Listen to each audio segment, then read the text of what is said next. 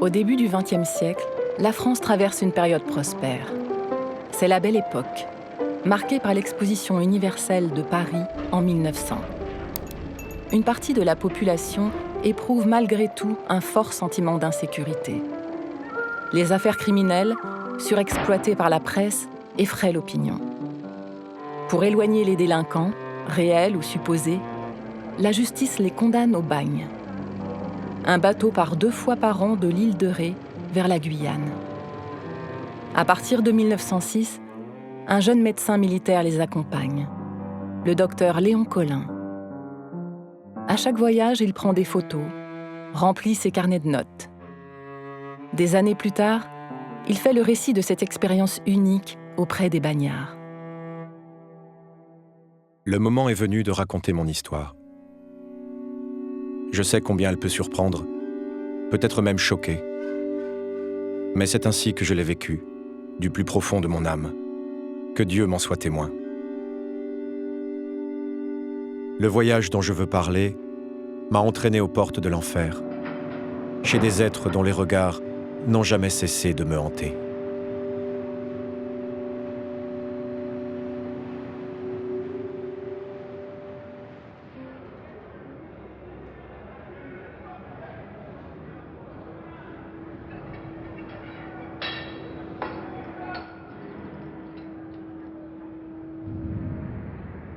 L'enfance ne m'avait pas préparé à pareille réalité. Je suis né en 1880, dans le confort d'une famille bourgeoise des environs de Mâcon. Mon père, cet honnête homme, exerçait le noble métier de négociant en vin. Ma mère nous a élevés, mon frère et moi, dans le strict respect des bonnes manières. Je crois avoir fait leur fierté en m'orientant vers la médecine militaire. Pour mes débuts, en 1903, me voici dans notre chère Indochine française, où je me spécialise en ophtalmologie.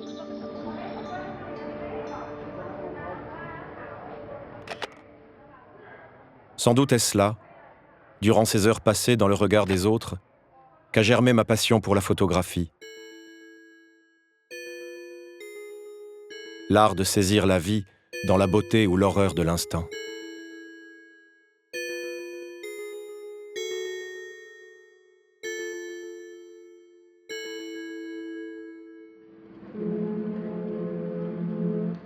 En 1906, l'armée m'affecte sur la Loire, un bateau chargé de conduire les bagnards en Guyane. J'aurai à soigner toutes sortes de maladies, voire de blessures s'ils se battent entre eux. J'ai 26 ans, je suis célibataire. C'est une nouvelle aventure qui s'offre à moi. À Saint-Martin-de-Ré, j'entends le pas des prisonniers qui claquent sur le pavé du port. Ils portent déjà leurs chaussures cloutées de forçat. On dirait des gosses mal vêtus dans les frusques de leurs parents. Les curieux viennent de loin assister au spectacle de ce troupeau humain. Comme eux, j'ai des certitudes. Si ces bandits ont été condamnés, c'est qu'ils le méritent. S'ils ont fauté, qu'ils soient punis. Il y a dans leurs yeux toute l'arrogance du monde. Rien ne les effraie, ni l'océan, ni la Guyane, encore moins le mauvais sort.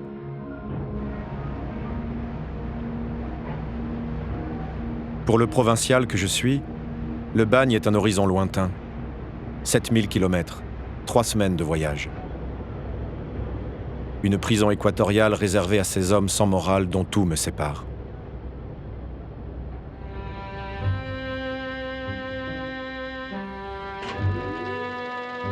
Les bagnes coloniaux ont été créés en 1854.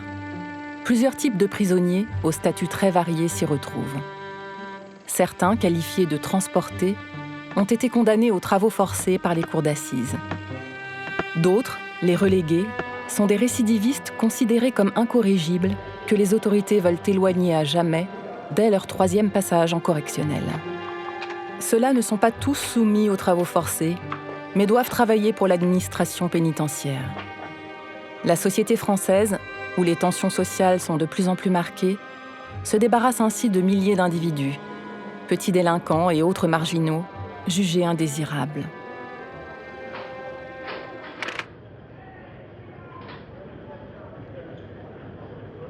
Nos 400 prisonniers, cantonnés dans une dizaine de cages, ne sortent qu'en groupe limité.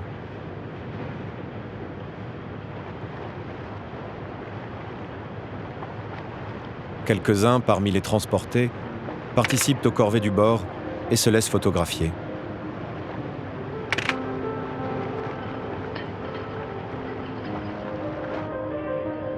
En assistant à la séance de rasage, je me demande combien d'égorgeurs, de pervers et autres monstres sans remords s'entassent ici. Mon regard s'attarde sur leurs mains. Celles-ci ont tué. Celles-là ont violé. Du grand criminel au simple voleur, ils rêvent tous d'évasion, de se faire la belle, comme ils disent. Leurs ruses sont sans limite. En pleine consultation, je découvre que certains d'entre eux sont prêts à cacher dans leur rectum des étuis de forme ovale, en bois ou en zinc poli, où sont dissimulées des pièces d'or, une lime ou tout ce qui peut être utile à une évasion. Le rectum, c'est un peu le coffre-fort du forçat.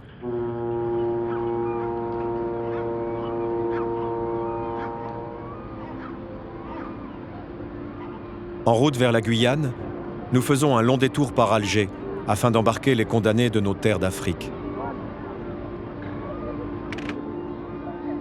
Arabes, Kabyles, Français d'Algérie, Noirs du Soudan ou de Madagascar, j'en compterai 200.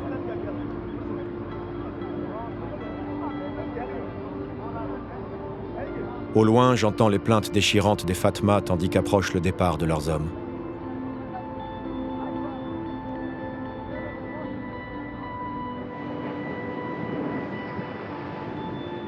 Le commandant Dano, un aimable barbu, gère cette prison flottante avec sang-froid et me raconte volontiers ses souvenirs.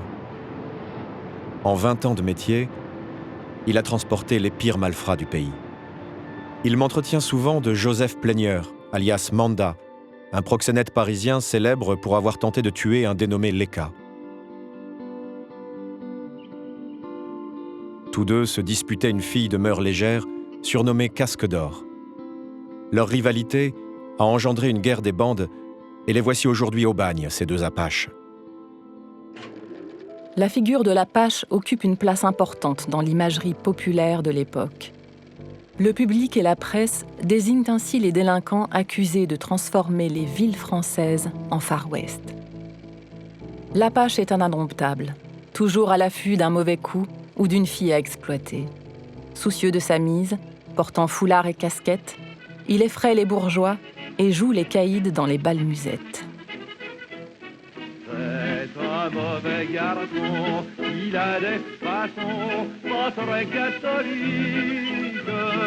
On a peur de lui quand on le rencontre la nuit. C'est un méchant petit gars qui fait du dégât, il faut qu'il s'explique. Ça joue du poing, de la tête et du chausson, un mauvais garçon.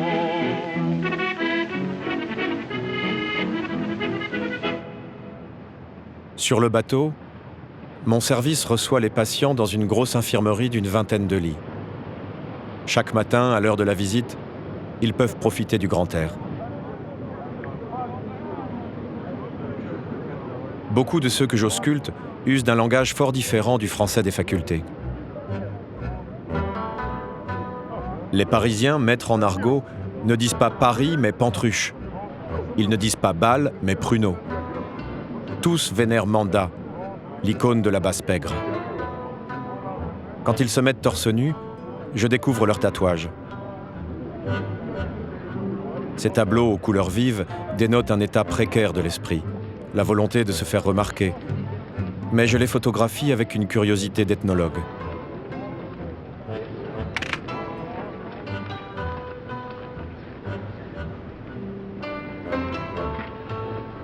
Sur le bas-ventre s'inscrivent des messages lubriques tels que « robinet d'amour » ou « plaisir des dames ».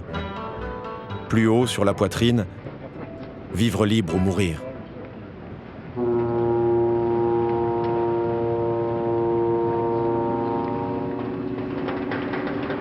À l'arrivée en Guyane, les plus vaillants ont le cœur en joie.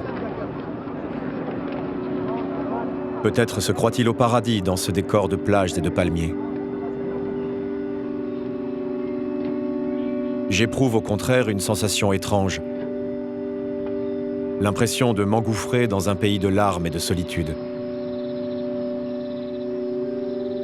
Mon corps tout entier est gagné par une chaleur humide, paralysante.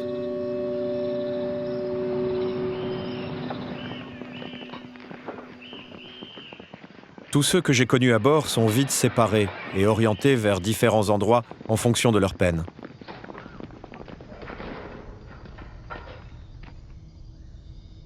La mienne est juste de rester 3 à 4 semaines dans l'attente du bateau du retour.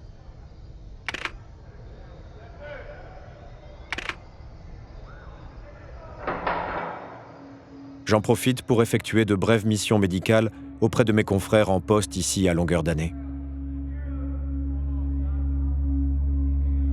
Une visite à l'hôpital de l'île Royale me réserve une découverte étonnante. Manda Lapache, matricule 32 776, est devenu infirmier et même assistant au bloc chirurgical. D'après les autres médecins, il serait sérieux et fiable. Moi-même, je le trouve sympathique quand il me confie sa fierté de porter la blouse blanche. Leka, son rival parisien, est détenu sur une autre île. Selon son dossier, il sait lire et écrire, mais se montre arrogant. Si ces deux-là se croisaient, nul doute qu'ils ressortiraient les couteaux. La Guyane me révulse et m'attire à la fois. Cayenne m'apparaît comme une ville peu reluisante, où je ne m'attarde pas. Il me faudra du temps pour maîtriser les usages de ce lointain morceau de France. Saisir les nuances entre les multiples lieux de vie, pénitenciers, chantiers, camps de travail, et les diverses catégories de prisonniers.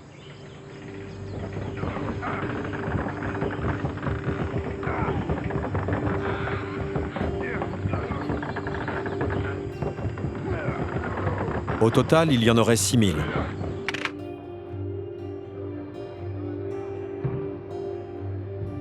À ma grande surprise, beaucoup d'entre eux acceptent ma compagnie.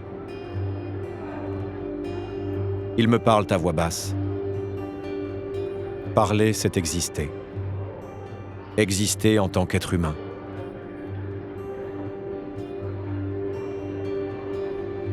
Leurs premiers mots sont pour la Guyane, cette mangeuse d'hommes. Ces rochers, ces eaux boueuses, sa jungle sont autant de pièges. Sans compter les maladies, la vermine. L'espérance de survie n'excède pas 5 ans. Les évasions réussies sont rares, elles tiennent du miracle.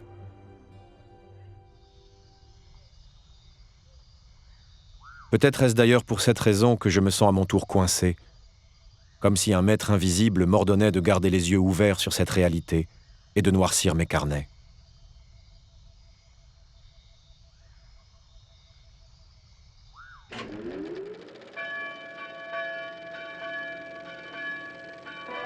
En 1906, les témoignages directs sur le bagne sont encore assez rares. Beaucoup de Français n'ont de cet univers carcéral qu'une image fantasmée, nourrie des romans, des pièces de théâtre et des premiers films de cinématographe. Le bagne, c'est un repoussoir, une menace. Si tu n'es pas sage, tu iras là-bas, dit-on parfois aux enfants turbulents. Dans l'opinion, le bagnard suscite à la fois la peur et la fascination. Il incarne aussi bien le crime que la quête de liberté. Chez les politiques et les intellectuels, ce système de détention fait parfois polémique, mais sans être vraiment remis en cause. Pendant 4 ans, ma vie se partage entre 2 mondes. À Paris, où je passe une bonne partie de l'année, je m'attelle à une longue formation aux techniques de vaccination à l'Institut Pasteur.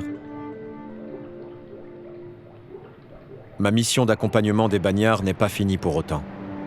Je repars en Guyane tous les 6 mois. Une fois en hiver, une fois en été, toujours avec mon appareil photo.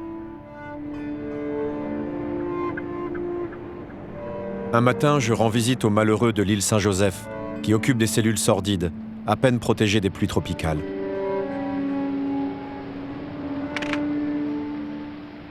Ils vivent à terre, tels des chiens, à côté du baquet à déjection. Pour eux, la solitude est plus pénible que la faim, plus insupportable que le scorbut. Quand ils implorent la fin du calvaire, j'en viens à penser que la guillotine est préférable à la réclusion. L'échafaud, ce n'est qu'un moment à passer. Le bagne, c'est toute une vie.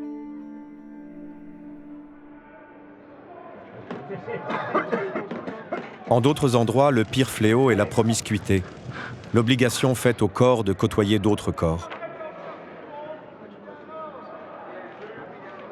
Nombre de forçats, cédant aux instincts les plus vicieux, s'affublent de prénoms féminins et se lient charnellement avec plus robustes qu'eux.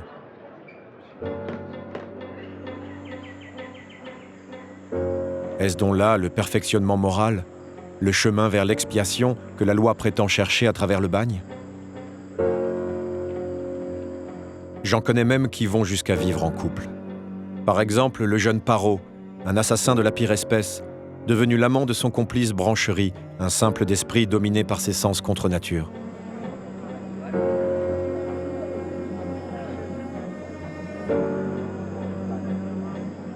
Manda n'est pas de cette race. À chaque voyage, j'ai plaisir à passer le voir. Il se porte plutôt bien, mais reconnaît se sentir délaissé par ses fiancées parisiennes. Avec le temps, elles ont cessé de lui envoyer un peu d'argent. Il assure les pardonner. Sa tâche d'infirmier, j'en suis convaincu, l'a rendu meilleur. Son collègue Brière, employé à la pharmacie, est plus exemplaire encore. Condamné au bagne pour avoir tué ses 5 enfants, ce paysan clame son innocence avec une admirable dignité. Autant l'avouer, je suis prêt à le croire.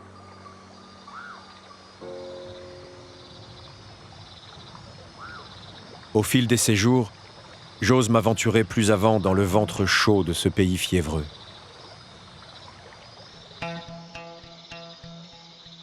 Rien ne me touche davantage que le camp disciplinaire de Charvin, réservé à 200 incorrigibles, en plein marais. Le règlement les oblige à se déshabiller les uns les autres et à nous attendre nus sous le soleil de midi pour la visite médicale. Ce ne sont plus des hommes, mais des demi-cadavres, assiégés par les moustiques. L'un d'eux meurt sous mes yeux sans que ses compagnons, accablés de fatigue, s'en étonnent. Je prends la photo sans vraiment y réfléchir, d'un geste mécanique, et c'est un peu comme si elle s'imprimait à jamais dans ma mémoire. Je n'ai qu'une hâte, monter dans la chaloupe et fuir.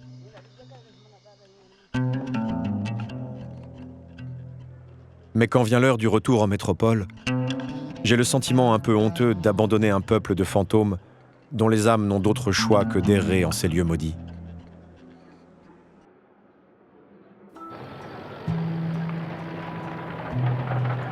En 1910, la Providence m'éloigne pour de bon de cet enfer. De retour à Paris, où s'achève ma formation à l'Institut Pasteur, je fais connaissance d'une douce élégante prénommée Germaine. Une jeune fille d'honorable famille, sans aucun lien avec le domaine médical. Mes chers parents se réjouissent de notre mariage. Germaine est l'épouse idéale. Elle se dit prête à me suivre où ma carrière de médecin militaire l'exigera. Ce sera la Nouvelle-Calédonie, pour une campagne de vaccination des autochtones.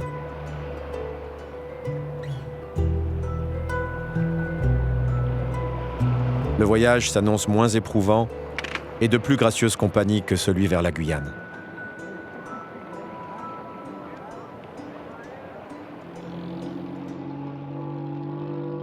À Nouméa, nous habitons une demeure coloniale où il fait bon bavarder à la fraîche.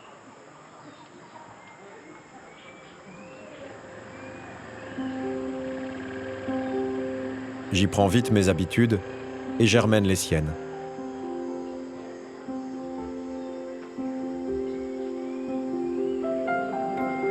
Elle n'a pas peur de m'accompagner quand je pars vacciner les Kanaks.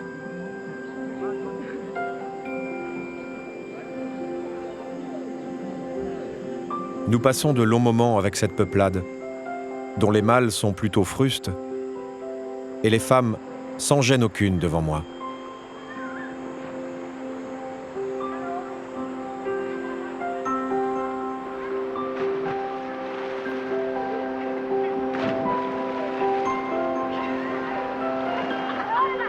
Mais il faut croire que mon destin est à jamais lié au bagnard. Voici qu'il me rattrape aux antipodes. Une autre mission de vaccination doit me conduire au bagne local.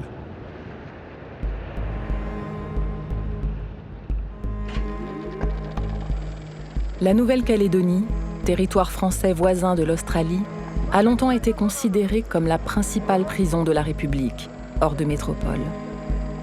Son bagne est notamment connu pour avoir accueilli de nombreux déportés politiques. Depuis 1897, l'envoi de prisonniers a cessé, car les autorités jugent les conditions de détention trop clémentes. En 1910, il y reste tout de même 4000 hommes. Les 3/4 sont supposés être libres, mais n'ont en fait pas le droit ou les moyens de quitter l'île.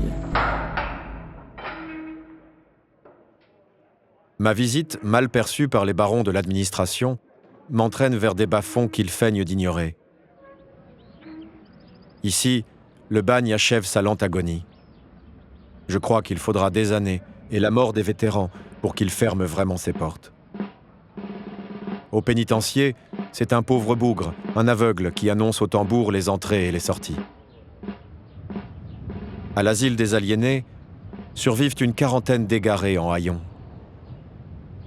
Cette fois encore, le bagne m'enseigne une vérité. Il y a dans ses entrailles beaucoup de fous ou de demi-fous, des malades et non des criminels responsables de leurs actes. Le pire endroit demeure l'asile des libérés où sont parqués ceux dont nul ne sait quoi faire une fois leur peine accomplie. Des hommes épaves auxquels la mort rend service quand elle vient les prendre.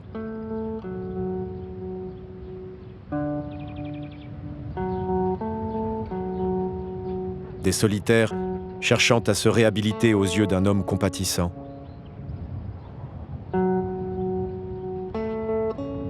Et je me surprends à devenir cet homme, même avec les lépreux.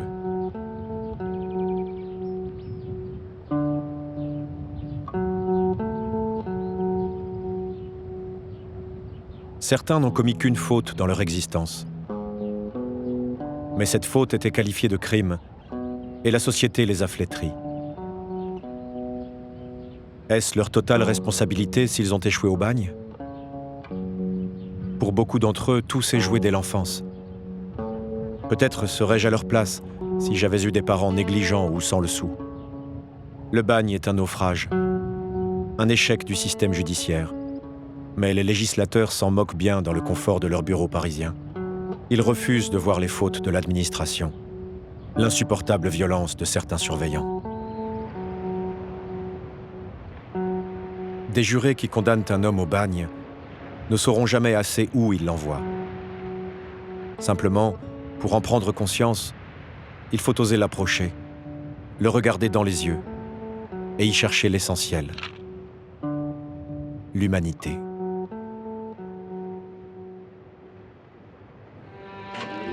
Dans les années suivantes, les bagnes font l'objet de critiques de plus en plus vives, notamment après la publication en 1923 des reportages en Guyane du journaliste Albert Londres. Il faut toutefois attendre 1938 pour qu'il soit supprimé, et 1954 pour que les derniers forçats quittent Cayenne. Au total, 100 000 personnes ont enduré l'enfer des bagnes coloniaux.